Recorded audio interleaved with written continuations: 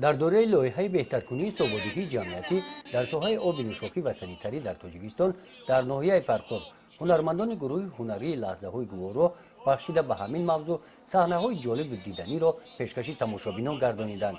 طریق صحنه هنرمندان ماهیت لایحه را به ساکنان فهمانیده راههای بهتر نمودن حسابدهی جمعیتی را در ساحه آب نوشاکی نشان دادند.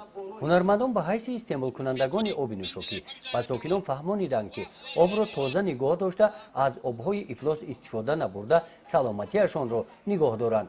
حق استفاده آب نوشاکی را سری وقت پرداخت نمایند. با کارخانه دولتی فری گرمدهی و آب و کانالیزاسیای ناحیه توسط شورای مشورتی جمعیتی همکاری نموده عاید خدمت رسانی ها در تامین آب نوشاکی پیشروی این ساحه حل مشکلات های جای داشته اندیشه های خود را پیشنهاد نمایند. هنرمندان نشان دادند که هر یک استعمال کننده آب نوشاکی بی‌طرف نباشد.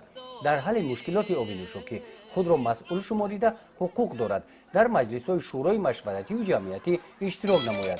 شورای جمعیتی همچون منبع رهبری و آواز جامعه شهروندی خدمت می‌رساند. در این برنامه از جانب مسئولین لایحه بخشیده به موضوع آب، حقوق و عهده‌داری های استعمال کنندگان آب نوشاکی ویکتورینای سوال و جواب گذرانیده شد.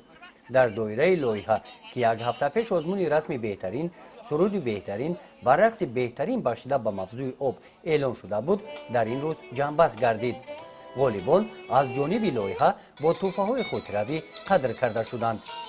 گزارش خواجه نظریف خدای نظر ظهروف از ناحیه فرخور برای برنامه اطلاعاتی نوید.